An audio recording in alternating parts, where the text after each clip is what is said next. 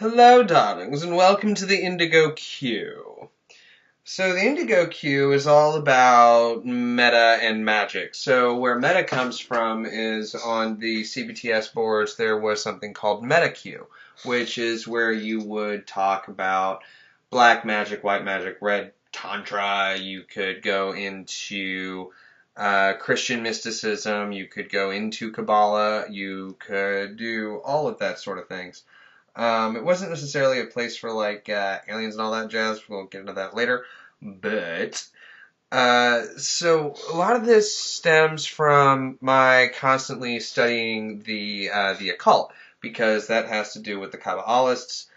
Because a big part of their mind control slavery and their satanic ritual abuse and their just their puppetry, their Manchurian Candidate, their programming.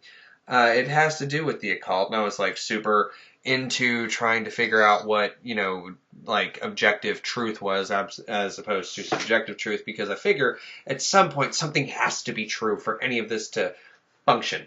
So, like this led me down so many rabbit holes, like I tried to join the Masons, multiple times, and like the last time they were courting me, but then one of the worshipful masters of one of the other lodges, who was actually the guy who raised the worshipful master of the lodge that guy was trying to get, or that worshipful master was trying to get me into.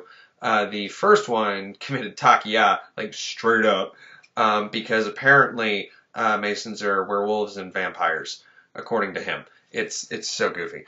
But so that led me down the rabbit hole, and so I like started just teaching myself all of that because I couldn't find anyone. Like I even tried to join I looked into the Templeist set, but I already knew who Michael Aquino was, and like that was the question they asked me. Like, do you know who this guy is? Then why would you trust anything he's doing? It's like that is a fantastic point.